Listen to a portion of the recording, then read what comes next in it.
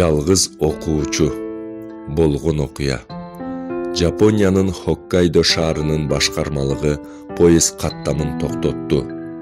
Бул чечимге 3 жыл мурун эле келишсе да, окууга алыскы Ками Сиратаки станциясынан күн сайын каттаган окуучу кыз үчүн поезд каттамы токтотулган эмес. Күнүнө эртең менен шаардан келип, окуучу кыздын сабактары бүткөндө кайра айылына жеткирип турган.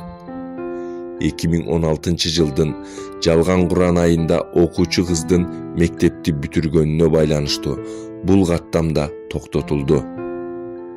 Эмне үчүн биздин алыскы аймактардагы ар бир окуучу кыз үчүн мындай шарт түзүлгөн эмес?